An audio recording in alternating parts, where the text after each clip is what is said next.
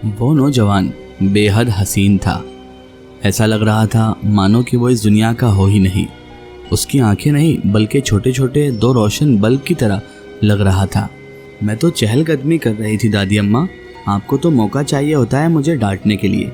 अपनी कैफियत पर काबू पाते हुए मैंने रूठे हुए लहजे में दादी अम्मा से कहा, चहलकदमी करने के लिए इस तरफ जाना ज़रूरी है तेरा? इतना बड़ा सहन है, छत है, फिर भी इधर उधर जा रही है। छत पर भी जा सकती थी तू। अब की बार दादी अम्मा ने थोड़े नरम लहजे से कहा था। दादी अम्मा मुझे ना जाने क्या समझाने की कोशिश कर रही थी, लेकिन मुझे उनकी कोई भी बात समझ नहीं आ रही थी। अभी तक उस हसीन अजनबी नौजवान के बारे में ही मैं सोच रही थी। रात का खाना खाने के बाद अम्मा ने मुझे किचन साफ़ करने और खाने के गंदे बर्तन धोने का हुक्म दिया, तो ना चाहते हुए भी मैं किचन में आ गई। दादी अम्मा तो खाना खाने के बाद फ़ौरन इशा की नमाज़ अदा करती थी और फिर सोने के लिए लेट जाती थी। अब्बा की भी यही रूटीन थी।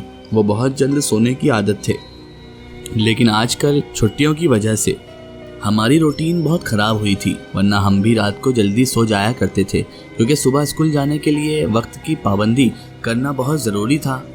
अम्मा ने मुझे किचन साफ़ करने के लिए कह तो दिया था, लेकिन मेरा बिल्कुल भी दिल नहीं चाह रहा था। मैं इस वक्त अपना पसंदीदा ड्रामा देख रही थी। अम्मा के डांट के डर से ना चाहते हुए भी मुझे किचन में आना पड़ा। गुस्से से बड़बड़ाते हुए मैं काम कर रही थी, जब अचानक ही किसी के हंसने की आवाज़ मुझे सुनाई दी। जल्दी से मैंने गर्दन घुमाकर देखा तो हैरतज़दा रह गई। मेरे सामने फिर वही हसीन अजनबी नौजवान खड़ा था। मुझे उसके हंसने की वजह समझ न आई थी। अचानक से उसे अपने सामने देखकर मैं खौफज़दा हो गई और जल्दी से उससे पूछा कि तुम कौन हो और यहाँ तक कैसे आ गए हो।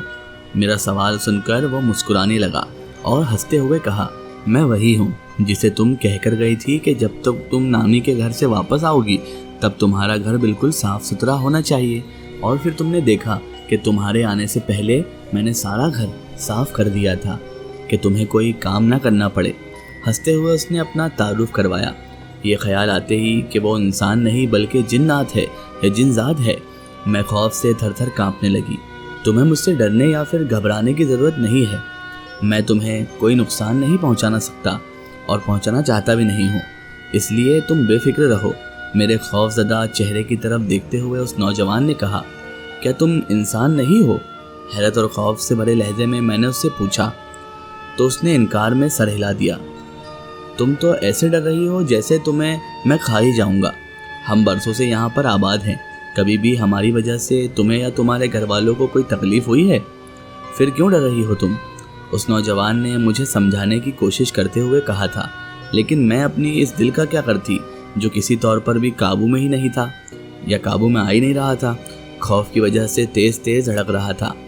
मेरा नाम हारून है और मैं तुम्हारा खैर ख्वाह हूँ। मुझसे मत डरो। मेरी तरफ देखते हुए उसने संजीदगी से कहा, मैं अपने खौफ पर काबू पाने की कोशिश कर रही थी। मैं तुमसे कल फिर मिलने के लिए आऊँगा, लेकिन तुम वादा करो कि मुझसे नहीं डरना। अभी तुम्हारी हालत देखकर मुझे तुम पर तरस आ गया है। तुम अपनी बात भूल गई हो। तुमने कहा था कि इस घर में हमारे अलावा कोई रहता है तो उसे भी इस घर की सफाई करनी चाहिए। तो ये बात तुम्हें समझ जानी चाहिए कि हम भी इस घर में मुकीम हैं, एक दूसरे के हमसाए हैं और अच्छे हमसाए एक दूसरे का ख्याल रखते हैं। हारून मुझे समझाते हुए कह रहा था, लेकिन मुझे तो सिर्फ एक ही ख्याल सताया जा रहा था कि इस वक्त मेरे सामने एक जिनज़ादा मौजूद है जो कुछ भी कर सकता है। उसकी तसल्ली देने और बार बार समझाने पर भी मेरा खौफ रत्ती बराबर भी कम ना हो रहा था। अचानक ही वो मेरी निगाहों के सामने से गायब हो गया। उसके जाने के बाद मैंने शुक्र अदा किया और जल्दी से अपना काम मुकम्मल करके अम्मा के करीब आकर बैठ गई। मुझे बहुत डर लग रहा था। मैंने सोचा था कि हारून के बारे में अम्मा को सच सच बता दूं।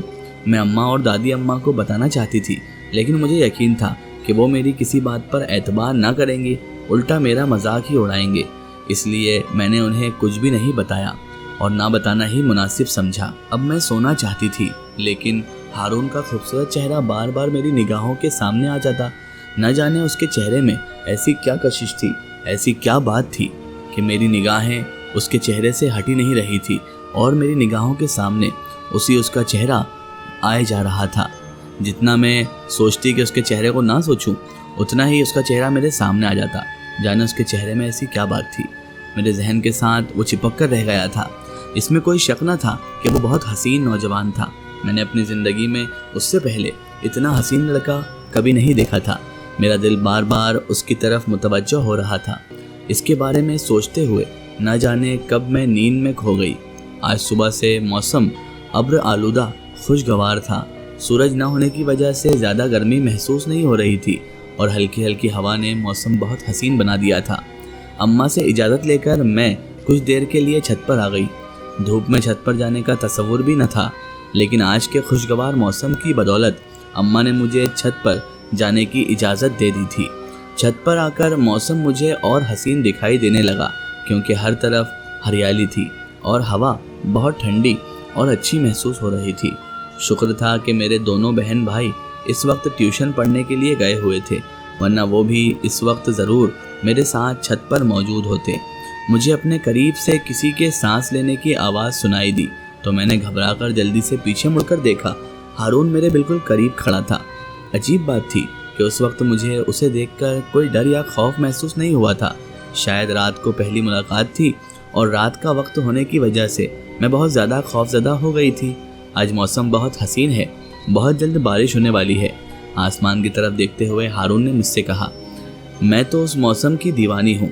सब घर वाले मुझे मना करते हैं, लेकिन बारिश में भीगना मेरा पसंदीदा मशगला है।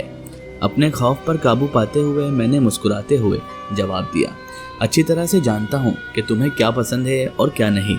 मेरी तरफ देखते हुए हारून ने मुस्कुराते हुए कहा। उसकी ये बात सुनकर मैं हैरत भरी निगाहों से उसकी तरफ देखने लगी। तुम्हें मेरी पसंद और नापसंद के बारे में कैसे पता चल गया? अपनी आंखों में हैरत भरते हुए मैंने उससे पूछा। तुम एक बार फिर भूल गई कि तुम और हम तुम्हारे हमसाए और हमारे हमसाए हो। तुम हमसाए भी नहीं, बल्कि तुम्हारे साथ इसी घर में रहते हैं हम लोग। एक साथ रहने की वजह से हमें एक दूसरे का हमसाया कहा जा सकता है, हारून ने मुस्कुराते हुए कहा। उसकी बात सुनकर मैं भी मुस्कुराने लगी। वो ना सिर्फ हसीन था बल्कि बातें करने के फ़न से भी वाकिफ़ था। अगर तुम इसी घर में रहते थे तो इससे पहले मुझे कभी दिखाई क्यों नहीं दिए थे? इसलिए कभी कभी मुझे ऐसा लगता है कि तुम मेरे साथ मजाक कर रहे हो, मैंने हंसते हुए कहा। हम इस घर में ज़रूर रहते हैं, लेकिन हमें इंसानों से दूर रहने की हिदायत की जाती है, बल्कि सख्ती से हुक्म दिया जाता है कि हमने इंसानों को तंग नहीं करना बल्कि इंसानों से दूर रहना है। यही वजह थी कि मैं कभी भी तुम्हारे सामने नहीं आया। अगर सच कहो तो इससे पहले मैंने कभी तुम पर तवज्जो भी न दी थी, हारून ने संजीदगी से कहा। मैंने कहा, क्या मतलब तवज्जो न दी थी?